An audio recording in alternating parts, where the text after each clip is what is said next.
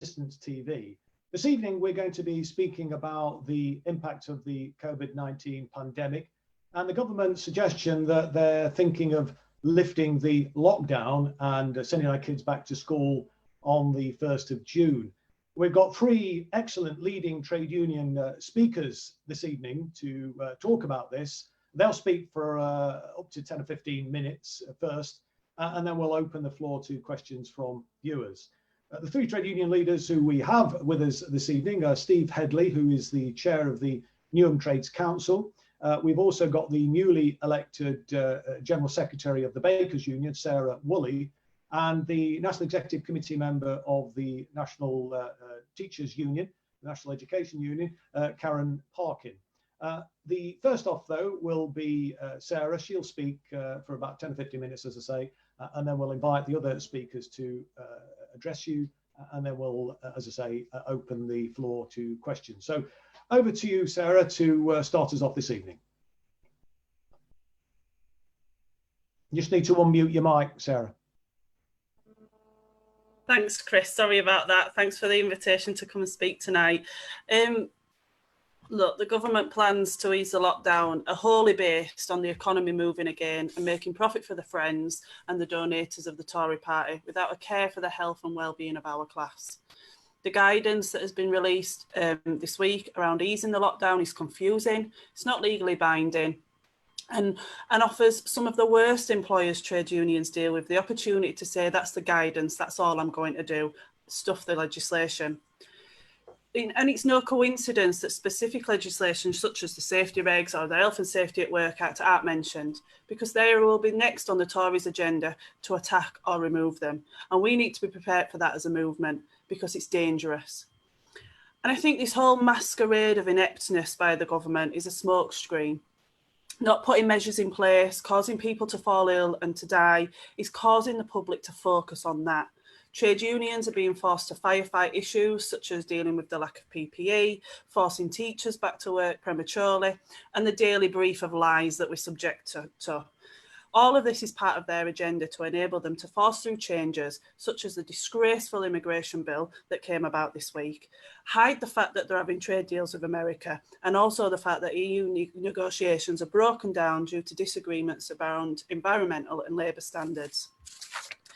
And no one's talking about this or challenging it, because we've got so much going on with coronavirus and everything that's come about with that.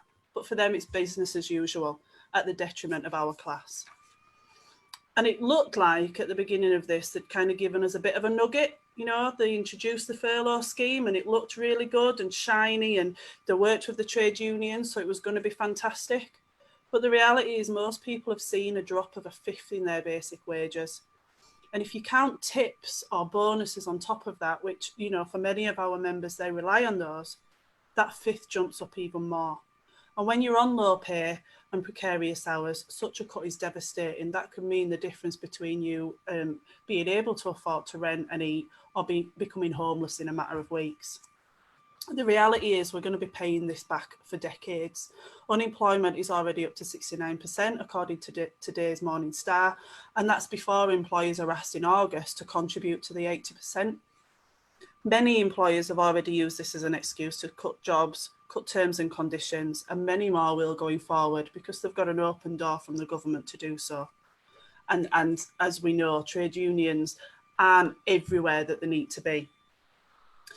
And they've told us that we'll be contributing more. As the money needs to be paid back, it needs to come from somewhere. My concern is that more and more people are going to be driven into poverty and die as a result of this government help. And probably more so than those that have unfortunately passed away due to COVID in the past few weeks. Over the next few years, poverty is just going to become rife if we don't step up and do anything. Just as it has done over the last decade, thanks to austerity. And let's face it, if we hadn't had a decade of austerity, we wouldn't be sitting at a death toll of 35,000 today. And the frustration is that nobody's kind of stepping up. Nobody's stepping up and fighting back about this. Nobody's pointing out the fact that things are being hidden under the carpet and pushed through whilst we're focusing on coronavirus. And we need to do better on the left by working together.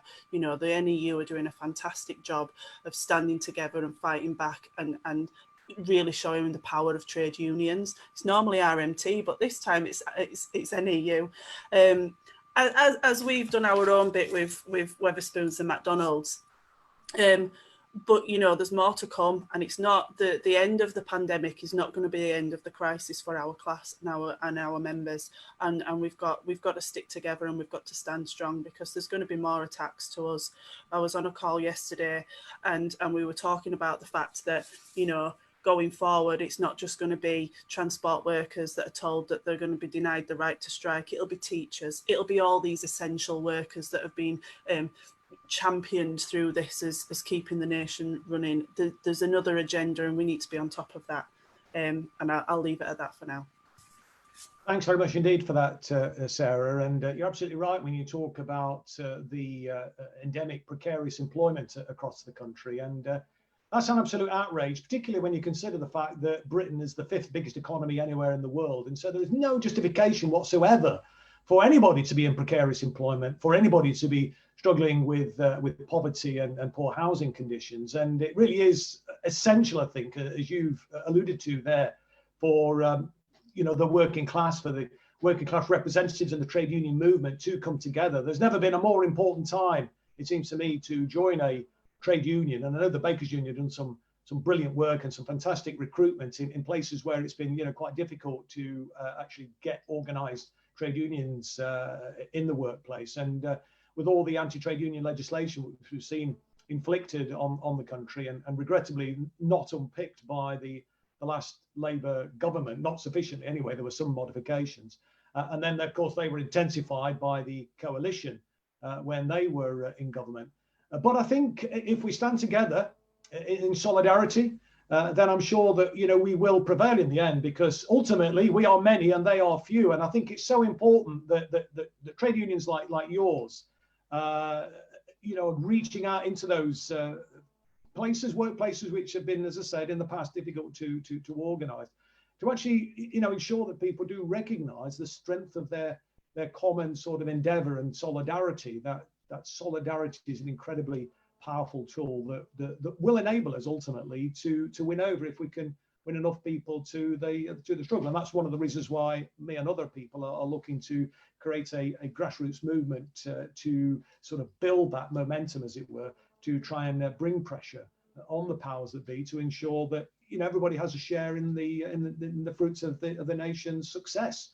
And with a big economy like we've got, then there's no reason why people shouldn't be sharing and should be able to, you know, address the scandal of low pay and poverty and inequality in the country. Which brings me now to our next speaker, Steve Hedley, who probably needs very little introduction from me. Steve is a seasoned trade unionist, has been on the front line against the fascists, and has got the scars to prove it, literally, where he's been attacked by the fascists on the streets. And I'm somebody who was active in the Anti-Nazi League in the 1970s. And many of us thought, I'm one of them, that we had defeated the fascist scourge of the threat from the fascists in this country. But it just shows you, as Tony Benn once said, there's no final victory, just that there's no final defeat. And each generation has to fight the same battle. And Steve has been absolutely at the forefront of fighting that battle against the fascists, of fighting that battle for the working class, fighting that battle to ensure good terms and conditions for workers in the workplace. And as I say, Steve is the chair of the Newham Trades Council, and he's speaking to us in that capacity this evening. So the floor is yours now, Steve, for the next 10 or 15 minutes. I think you just need to unmute yourself, Steve. You go to the bottom of your screen, left-hand side. You should be able to unmute yourself. We can't hear you at the moment. I think we can hear you now. Is that it? Yeah, I've got you. Okay, Chris. Well, first of all, I want to challenge. I didn't even want to start off like this, but it's just, I don't usually disagree with you, Chris, but the first thing that we have to do is get away from this notion that somehow this is a national challenge, that this is a national crisis. This is a crisis that's been created by the ruling class, by the government, who have seen the virus in China months in advance and failed to prepare for it. They failed to get enough respirators, they failed to get enough PPE, even things like gloves, washing equipment, masks, and we even had the ridiculous spectacle of people working in the National Health Service who didn't have the correct PPE. So let's get away from this. We're all in this together nonsense. We're not all in this together. We have the government still and the parliamentarians going in the Parliament in very few numbers, well spaced out, where there is no possibility of catching COVID. And we have frontline workers, working class people in supermarkets, in shops, in transport industry, who have to go to work. In the NHS, they have to go to work. They haven't got a choice. They work from home. And that is why working class people, and if you look at it socioeconomically, it's working class people who have taken the brunt of this COVID crisis and will continue to do so. So let's get rid of this absolute nonsense and government propaganda. We're all somehow in this together. We're not all in this together. They've got us in it, and we're paying the price now in lives. When this crisis is over, and I think it's already been made the point from the first speaker, we're headed for a depression, not a recession, a depression. And the government have already made it clear that we are going to pay for it. There's going to be austerity on steroids. They're going to be trying to extract as much of this money that they've spent on this COVID crisis from the pockets of working class people. And we have this ridiculous spectacle on Thursday nights. And, you know, I'll go out and clap for people who work in the NHS and key workers. But we have a ridiculous spectacle of the governments saying that we should all go out and clap. But on the other hand, they're not going to give them a pay rise. They're not going to give them a pay rise. So they've had 10 years of a pay freeze, in real terms, pay cuts. And we're told that we can go out and clap for them, and that makes it all better. Well, people can't live on claps. They can't put a clap in the oven and give it to the kids. So we have to absolutely nail this lie that somehow we're all in this together. Now, I am living in Newham, which is East London, the London Borough of Newham, and I'm the chair of the Trades Council here. And this is the worst affected area for COVID. And it doesn't take a genius to work out why it's the worst affected area. Have a walk around Newham and you'll see that there's overcrowding, there's a lack of council housing, people are being squashed into accommodation, there's poverty, people are often unemployed or in very casual jobs where they've got 0 hours contracts and no guaranteed income. So we have absolute poverty here, and that's why we have the highest death rate and infection rate in the whole of Britain here in Newham. And on top of that, and I'm a member of the Labour Party, Chris, I don't know for how much longer, but I am a member at the minute. And we have a situation where the Labour Council have made millions, hundreds of millions of pounds in cuts over the last 5 years.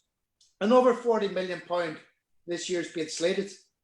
And they've got reserves of £1 billion, and they're not prepared to use those reserves to tackle the COVID crisis.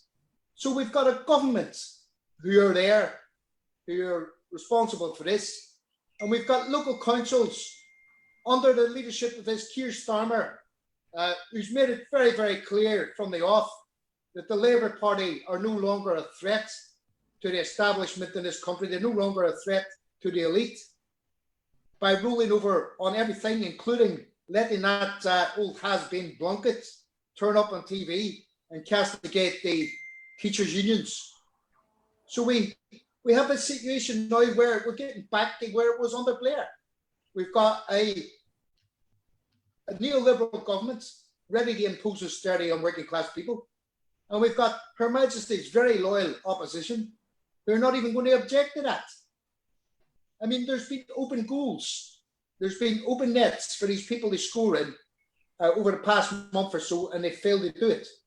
And I have to say, I feel very let down by the Labour Party. I feel let down, I have to say, Chris, no, it's not that probably a time or a place. But Jeremy Corbyn, St. Jeremy, let you down badly. He's let the witch hunts continue in the Labour Party. And of course, what we told them from the off has proved true. all these people that were witch hunting all his allies and all the left wing in the party then came for him. Because we now know, with this report on anti-Semitism, that those people actually sabotaged the Labour Party's election campaign. No notification, no word of them getting expelled from the party. So that's the situation we're in politically. And I have to say, on a trade union front, it reminds me a bit of the social democratic movements when it came up to the First World War. We had all these socialists building the international solidarity this, international solidarity that. And then they all lined up with their own ruling classes and went to war and encouraged people to fight the battles. Well, this is what it's been like with a lot of these trade unions. If I didn't know better, I think that they were paid off with this furlough money and told, just keep your heads down. Don't complain too much. And you'll get your 80% for your members. That's the ones that are unionised. Vast majority of people down here in my borough aren't unionised. And we've had a ridiculous situation where transport workers didn't have the correct PPE, and transport unions took 3 weeks. They put out advice, which was only what the law entitles people to anyway, that if you haven't got the correct PPE, if you feel yourself in serious and imminent danger, then you're entitled not to work in those situations until it's rectified. And I have to say, we've had an absolute capitulation because in a time of crisis, see, people can say what they want.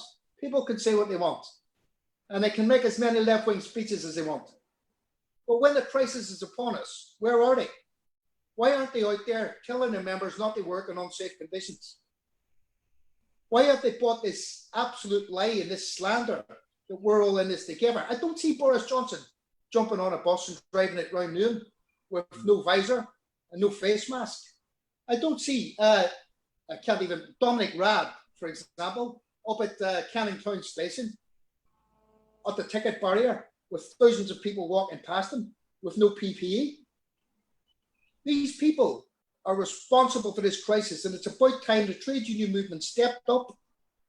It's an opportunity for us. It's an opportunity for class politics, and it's an opportunity to nail this narrative that Boris Johnson and his government have done everything possible.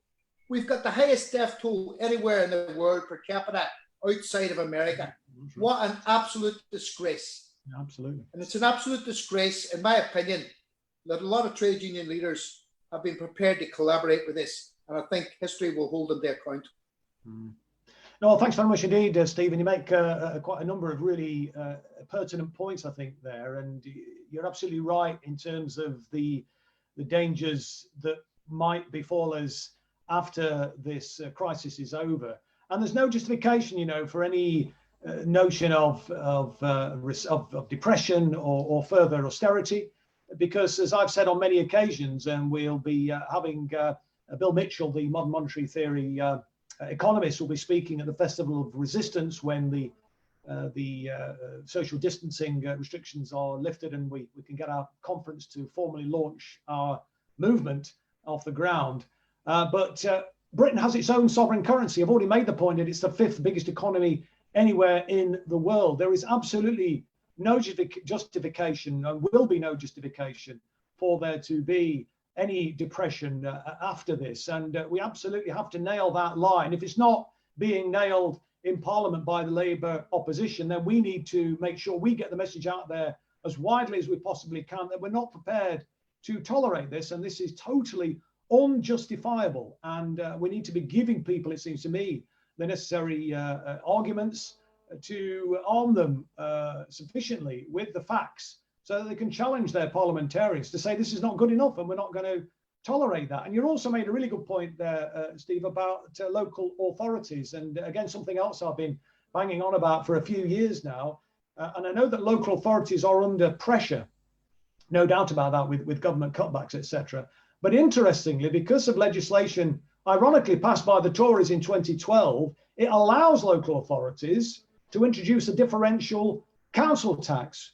In other words, a redistributive council tax budget, because they're allowed now to offer differential discounts to people in each individual borough. One of the things I've been arguing is, and many local authorities, this potentially could work, won't necessarily work in every local authority area. But I've been arguing that local authorities should use this flexibility that Eric Pickles gave to them to introduce a redistributive budget in the interim until such times we can get a change in government and review local government finance because it's not fit for purpose.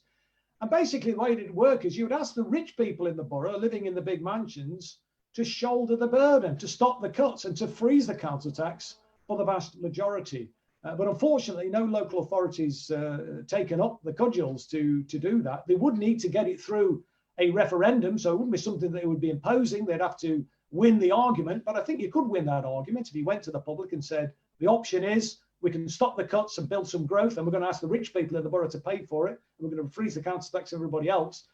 I think you could get a positive vote for such a proposition. But regrettably, no local authorities so far done that. And what we've seen, therefore, is year on year, cuts upon cuts upon cuts. And you very eloquently outlined the situation in Newham, and that's, of course, replicated all over the country. And of course, Newham has a lot of deprivation, so it hurts particularly severely, I think, in local authority areas like the one where you live. But anyway, we'll move on now to our next speaker, Karen Parkin, who is a National Executive Committee member of the National Education Union. And of course, particularly appropriate timing, really, to have Karen on the programme, given the talk that there is about opening schools. I think it is on the 1st of June. I think there was some talk about comparing themselves to, or comparing Britain to some of the countries in the Scandinavia. I'm not sure it's Denmark, where they're claiming that they've opened the schools, but the death toll in Denmark is considerably lower than it is in Britain. I think it's something in the order of just over 500, whereas in Britain, as Steve has already pointed out, we have the highest death toll, I think, per capita anywhere in the world, perhaps barring the United States. And our death toll is a colossal, getting on for 35,000 people. And in European countries which are more comparable, places like Spain and Italy, as I understand it, Karen, then talking about keeping the schools closed until September. So it really is something where, again, I think we need to step up, because this opposition doesn't seem to be coming from the official opposition in the House of Commons. We, I think, as a movement, as a wider general public, need to say, look, this isn't right. This is putting our kids at risk. It's putting the wider general public at risk, because kids, although the arguments are that children are not as susceptible, although there's some debate about that now, but not as susceptible to COVID-19, but they can be carriers. And so they could be coming back and infecting their parents and their grandparents. And so we may see another spike, let alone the risk that it's putting the teachers in by expecting them to go back to work in such circumstances. And I saw an excellent banner with health workers in London protesting, saying nobody goes to work to die.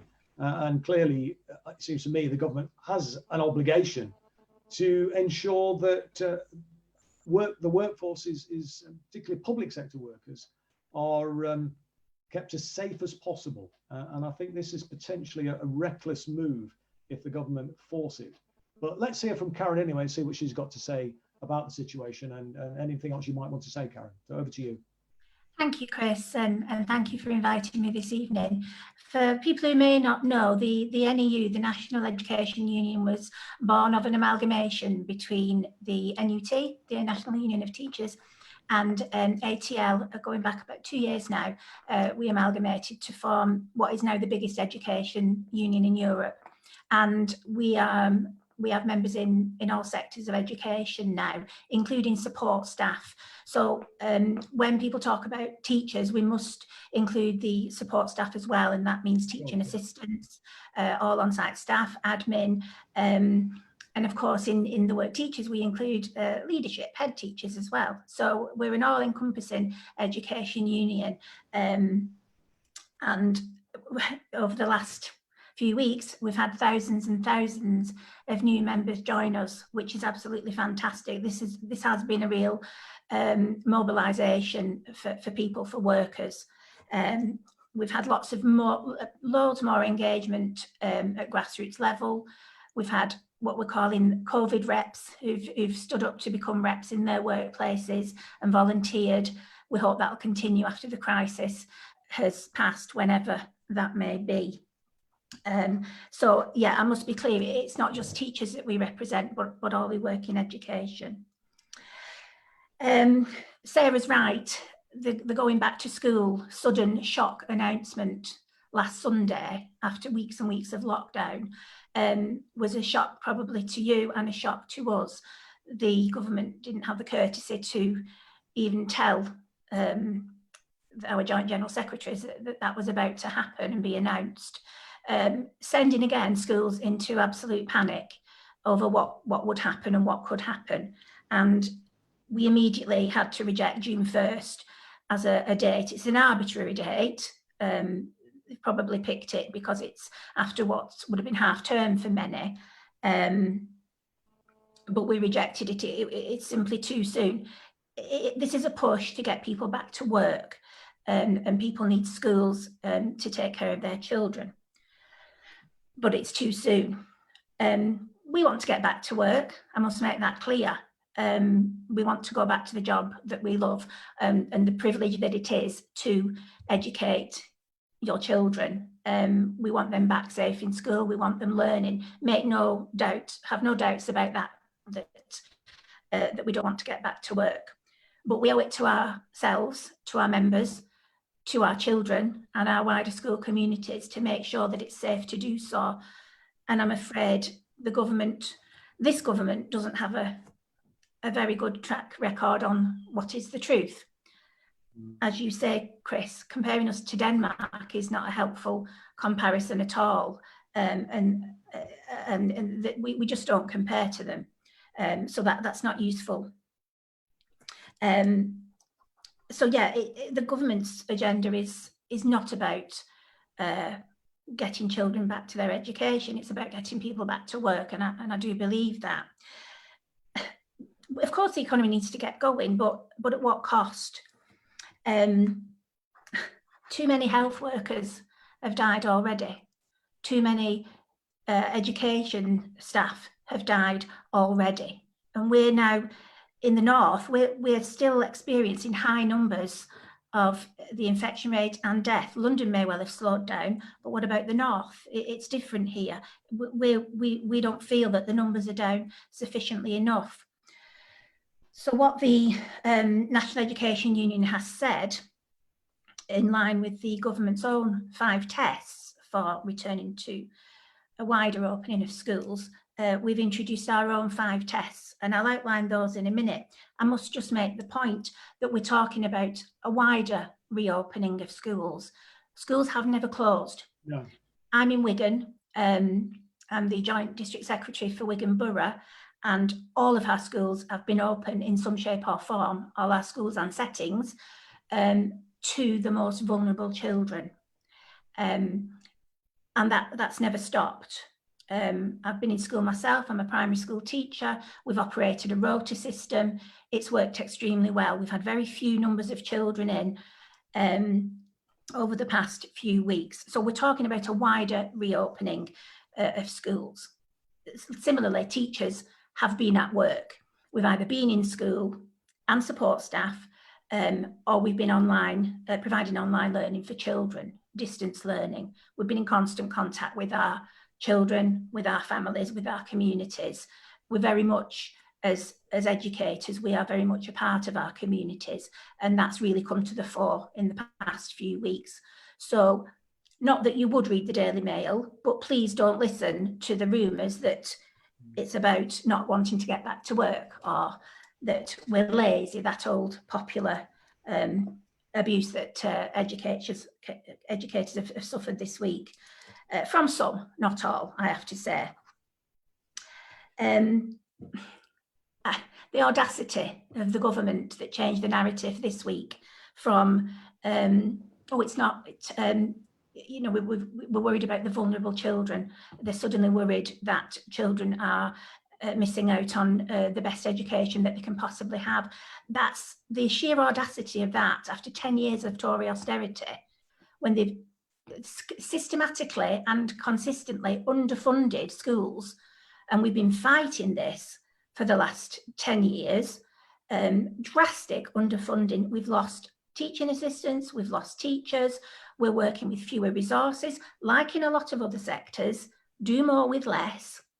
And then Gavin Williamson attempts at the weekend to pull on our heartstrings, and we have to look to our responsibilities. How insulting, how absolutely insulting, how dare they?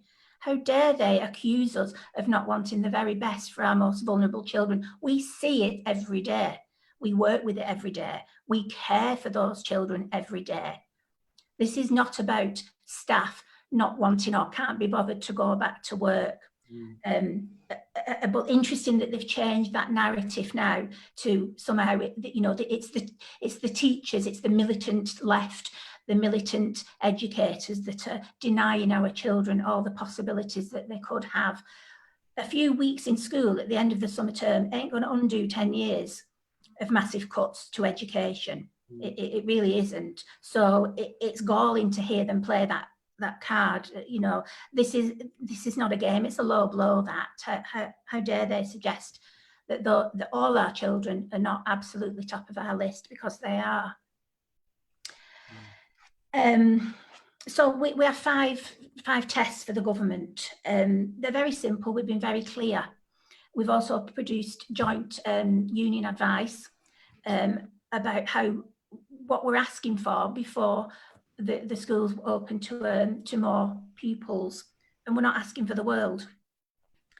Test 1, much lower numbers of the COVID-19 cases, and I've already mentioned, geographically it's not the same in every area, so maybe there should be some scope for different openings in different parts of the country, different opening phases. Test 2, a national plan for social distancing. We're just getting the hang of this when we go to the shops as adults. We're just beginning to get the hang of it after 8 weeks.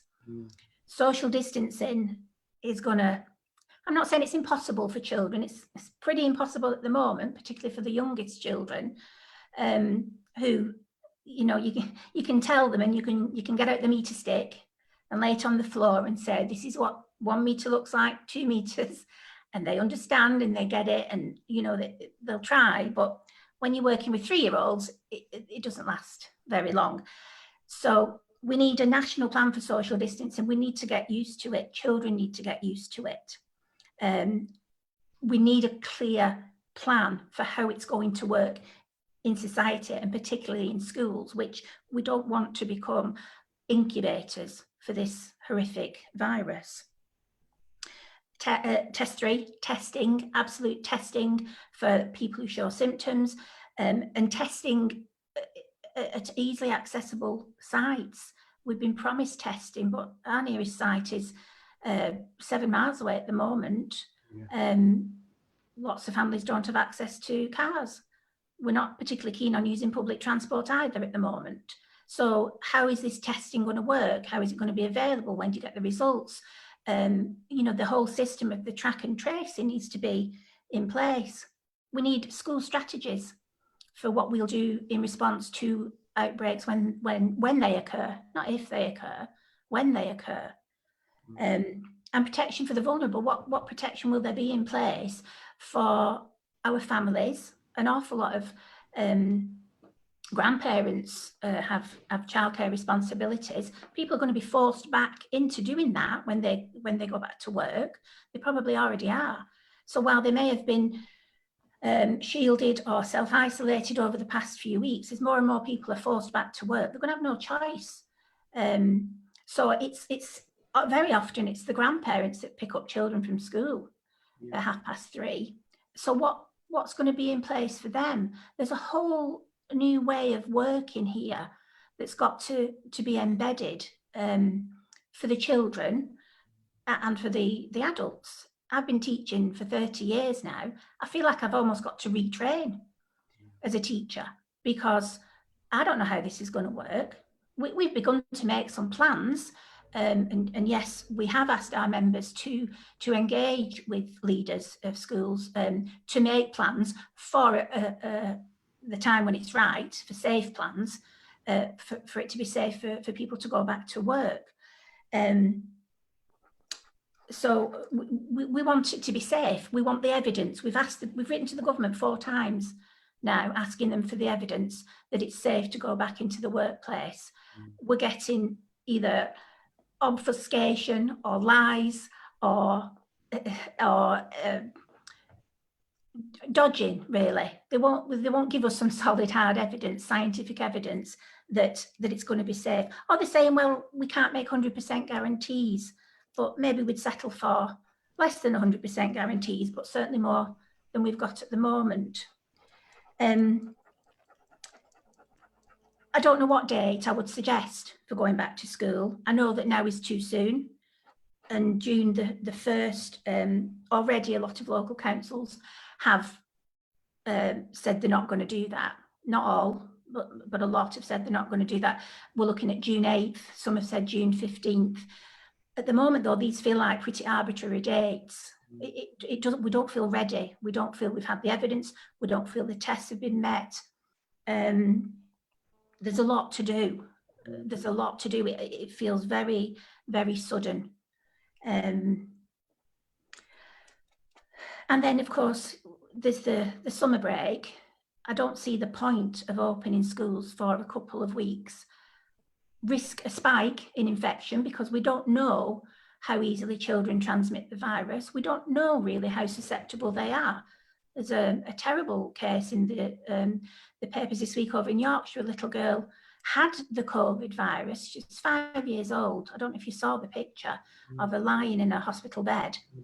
It was horrific. She'd had the virus, it went, and then she got this awful Kawasaki syndrome that affects children's, makes their hands and feet go red. Horrific. She was in intensive care. I believe she's out now. But, we just don't know. We just don't know what risk our children are at. We just don't know what risk our staff are at. We just don't know what risk our parents and carers and grandparents are at. And until we do, we're just asking that it's safe. I don't think that's too much to ask. I wonder if this is the herd immunity that the government were talking about a few weeks ago, that they flatly denied, because I don't know how there can't be a big spike in infection rates if we send all our little people back into those incubators of the virus in a couple of weeks' time. I don't see how we can avoid a spike. Well, the first obligation of the government is to protect its citizens, isn't it? And clearly they're falling down on the job, it seems to me.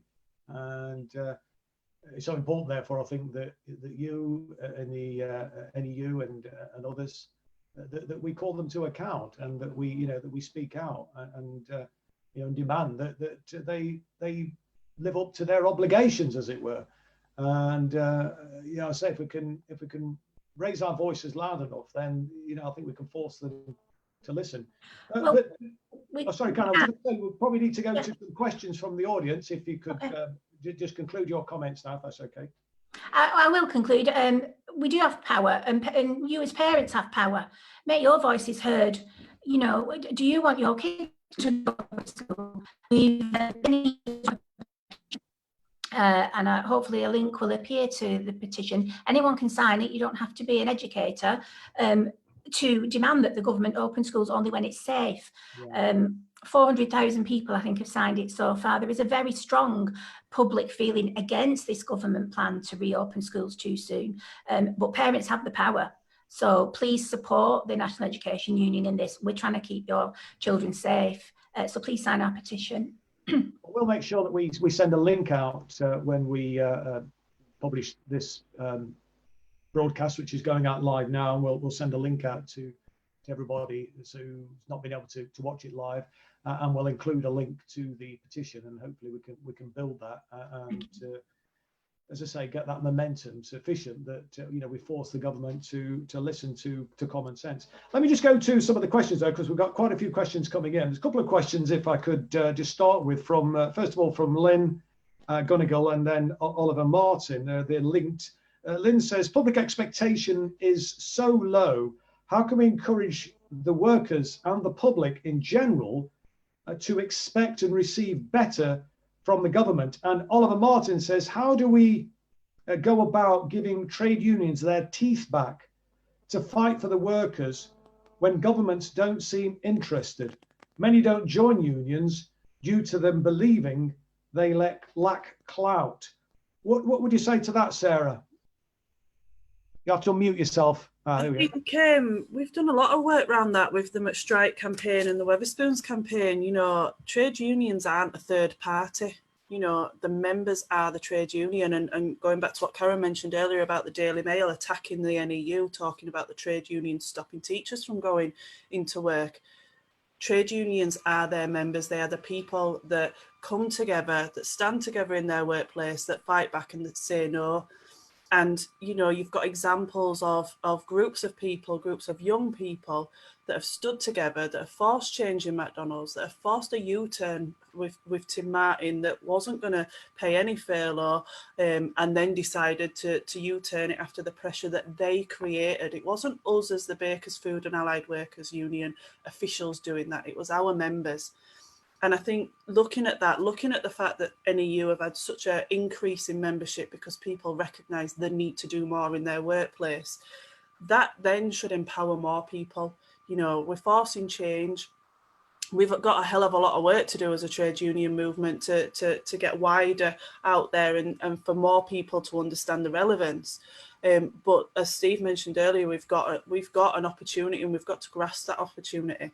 We are the only body that's fighting back, and we are the only body that are protecting our members in the workplace. But we need people to be in them. Any comments on that, Steve? Just before you do, there's a nice comment from Marlene Jones who says, "Well said, Steve. I'll always say that a political coup's been allowed to happen. And now we have a establishment right-winger Labour leader." And I think she just wanted to express a solidarity with your opening remarks, Steve. Any comments about those two questions as well, Steve?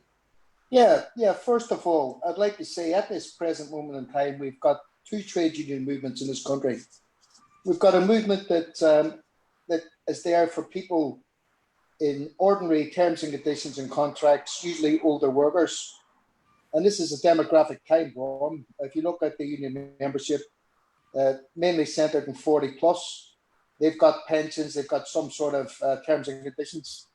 And then we've got the trade union movement that is coming up in the form of cleaners unions, IWGB, IWW, people like that, who are fighting for staff members who aren't haven't got those terms and conditions. And what the trade union movement, the main trade union movement have done under the misleadership of the TUC, because they've been an absolute disgrace. It's embarrassing seeing them on TV, basically saying, well, give us a few crumbs and you'll buy off any criticism during this crisis. What we have to do as a trade union movement is renew ourselves. And we also have to be very political about this, because we need a political party that's going to fight on our behalf. And if the Labour Party aren't going to do that under Stammer, if it's going to be a Blair Mark II, which is showing all the signs of being, then we have to do that, because let's get down to the brass tacks of trade unionism. Trade unionism is a defence mechanism for the working class, because you can get a factory and you can achieve the best terms and conditions in that factory ever. All that will happen is some other factory that doesn't have those terms and conditions will come along and they will undercut you. And you're back to square one, organising people. So what we need to do is educate people that, of course, you fight for your terms and conditions, but you do that with a political view of getting rid of capitalism and putting in place a socialist form of society, a socialist society. Because we've seen one thing this crisis has actually exposed completely, is that the key workers are not those that sit in the stock market. They're not those managers that sit in offices having meetings about meetings and sitting emailing each other all day. The key workers are the people that work in shops, the working class people, who are the bus drivers, who are the tube drivers, who work on the stations. They are the key workers, obviously the NHS. So it has to be a realisation from people that we have to renew the trade union movement and start fighting not just for economic gains, but for a socialist society. Yeah, thanks, Steve. Very, very important words there. Let me just come to Karen. Karen, there's some few questions which are specifically targeted at you. First one's from Jerry Tasker. He's saying, Karen, what is the NEU doing to link up with other unions like the RMT, TSSA, ASLIF and Unite? Their members are dying, and perhaps one should be coordinated media campaigns, action short of strike. Action short of a strike. And then there's some further questions, if I may, to you, Karen. You might want to comment on this. Why is it okay for state schools to return in June, but private schools are returning in September? And then just a couple of others, if you could perhaps just make a quick note on them. How will it affect children in their formative years being constantly told to stay away from other children? And then finally, what is the science that the government relay on to say it's safer for children now than when the lockdown started? Up on some of those, Karen. Yes. Can I pick up on the third question first? What's the impact on children in their formative years? Yeah. To be told to stay away. Well, again, we don't know what the impact's going to be, but I suspect it won't be a positive impact. We've been talking today about what kind of education we want to go back to when we do go back. And the NEU's position is that it isn't the kind of education system that we've just come out of. I think there's going to have to be a whole new way of teaching and learning. And I think the most immediate priority is going to be our children and young people's mental health. They will have come out of this traumatized, many of them. It won't have been traumatizing for all children, but not all children have the same support at home as we know. Some of those children and young people will have been bereaved. They'll all have their own particular stories to tell, the unique stories of what's happened and how they've spent this unique period of time with their families. So whatever kind of learning and teaching goes on, that has got to be the absolute priority. And we need to design a curriculum going back that's going to meet the needs of those children, particularly the needs of those most vulnerable children. But all our children are going to be vulnerable to a point upon returning to school in what's going to be a very different looking and feeling environment, completely alien to what they've been used to. It's been strange enough for the children who are in school at the moment. So I don't know what the impact will be, but as parents and as educators, we've got to face that, we've got to grasp it. And going back to the regime of SATs and phonics tests and SATs practice and the narrow curriculum that we've come to see, I'm afraid, in the past few years, as a result of these high stakes tests, as a result of the pressure imposed on schools by Ofsted, which needs a serious looking at as well. If those pressures all come back to bear immediately on schools, that's setting off a ticking time bomb emotionally. So we have to look at this. Is one of the other things that we have to address and look at. And children's mental health has got to be the number one priority. We want a more nurturing environment than we've had previously. It's interesting, isn't it? Well, of course, this business about the private schools not going back until September. I mean, that sort of tells you something, doesn't it? I mean, well, it speaks volumes, doesn't it? Why is that? Why the goalpost different for people who can afford to pay tuition fees in the thousands, but for people who go to state school, who still pay, obviously, but to state school, why are the rules different? Are we some kind of guinea pigs for the system? Seems that way. It highlights working with other trade unions as well, just Karen, then I'll bring in Sarah. Any thoughts about that? Has any of you given any thought to that? Absolutely. We produce some joint union advice with some of our sister unions in education.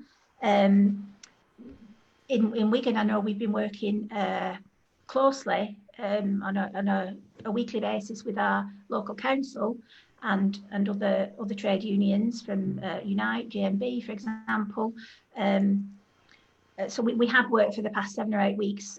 Personally, we've done that. But yes, it absolutely is a trade union movement. We've all got to come together on this, every single one of us, because if we ain't going to do it, who is? Well, no, a good point. Sarah, you was just trying to come in there. Yeah, all I was going to say was it highlights Steve's point. You know, we're not in it all together. The private schools of the rich and the wealthy that can afford to send the kids there are being treated and being kind of shielded from this, if you like, whereas everybody else that can't afford to do that, our class, are kind of being thrown to the wolves, aren't they? You know, go back and see what happens, and it just further clarifies the divisions that are there in society. Yeah, no, indeed. And there's a whole lot of questions coming in now. And John Dunn, a good comrade of mine, and he's saying it's great to see real trade unionists and class fighters leading the way, and he's sending his solidarity. But we just got one here from Faraz Khan. He's saying, will private schools have tracing and testing? I don't know if you know that one, Karen, if that's something that you can answer. And there's also a general question to all three of you, actually. Apparently, we're getting a lot of comments coming in. People saying, what about a general strike? I don't know whether that's something you'd want to comment on. Steve, do you want to come in on that? Yes, on the subject of a general strike, I'm all for calling for a general strike, Chris. And of course, you know, we should call on the PUC. They organise the general strike, but we shouldn't expect the PUC to do it. It's like calling on God to make you win the lottery or something like that. You might want to do it, but you know it's not really going to happen.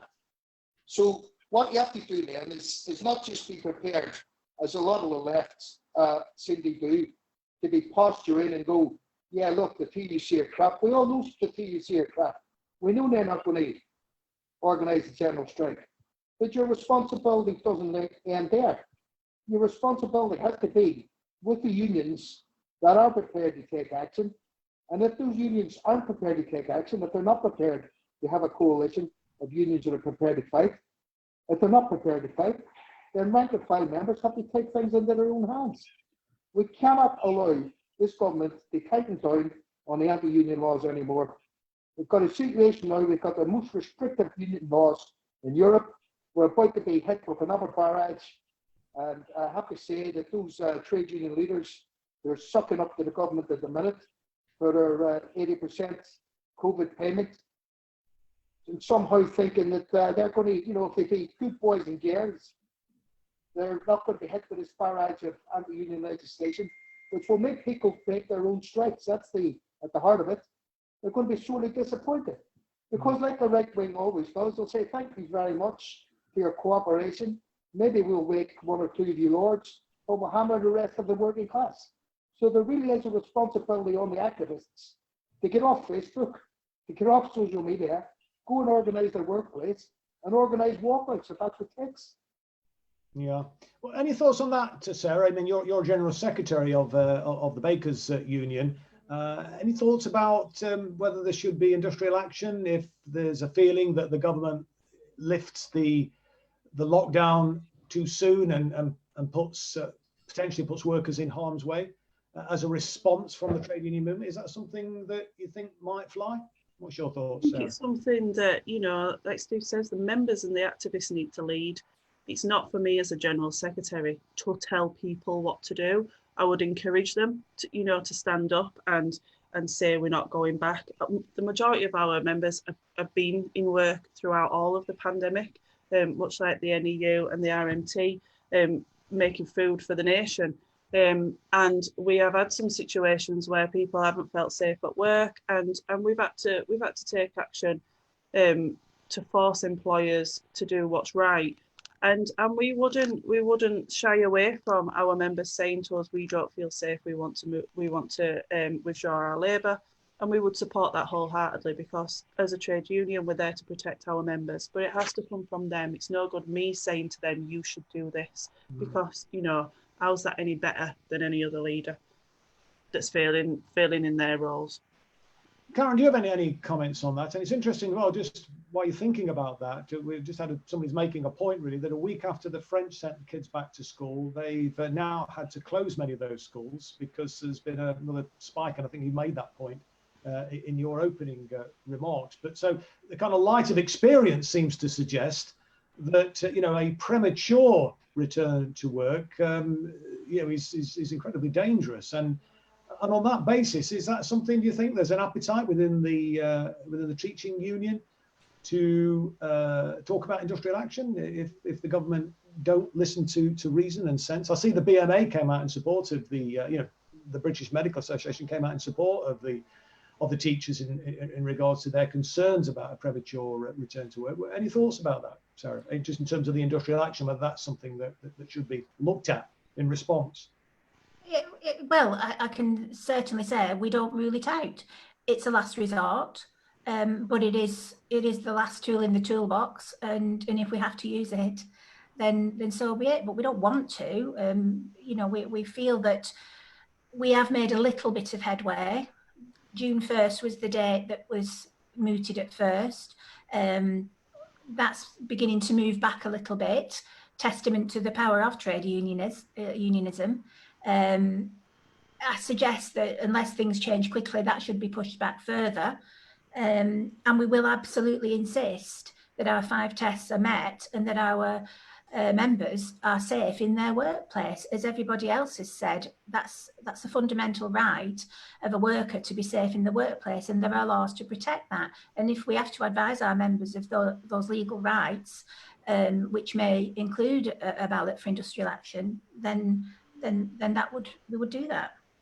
Are you getting much support from any Labour MPs at the moment, if not the lead, in regards to your struggle on this issue at all, Karen?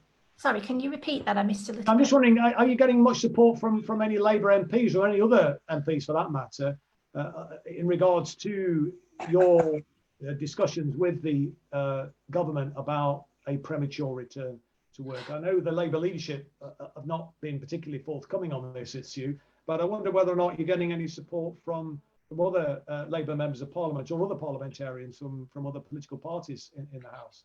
Yes, we are. We're not politically affiliated to any party. We want to be able to work with any governing party. But I will say that Rebecca Long-Bailey has stood our corner in Parliament, and she has asked some very difficult questions of the government.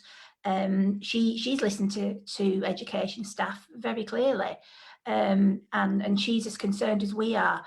Layla Moran also asked the difficult questions in Parliament. She understands our concerns. We're grateful to her. I know that Richard Bergen, Labour MP, is behind us as well. Those are the 3 off the top of my head. My own Conservative MP hasn't been as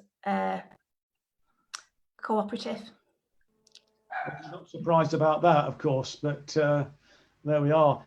Just perhaps finish if I can, because we're virtually out of time now. It's gone very, very quickly, and thank you to our 3 guest speakers this evening. It's just from Mandy Clare. She's saying that her council's providing heads with risk assessment, so basically putting the ball back in their court, and she says that they'll back them in the event, obviously, of them taking the decision that it's not safe to return. And she says good approach to work with other trade unions and so on in this struggle.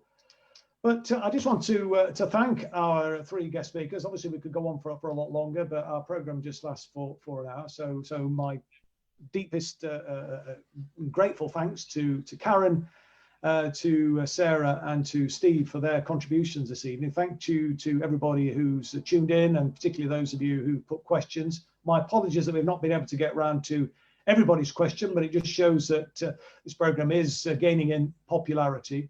And hopefully you'll tune in next week. We've got a regular slot now on a Wednesday at 7 p.m. So look out for you then. Thanks for watching, and good night. Bye, Chris. Thank you. Thanks. Bye.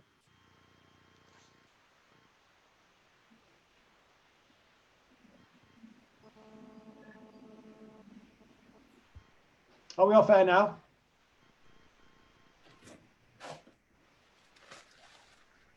Just waiting on Paul to tell us we're off air.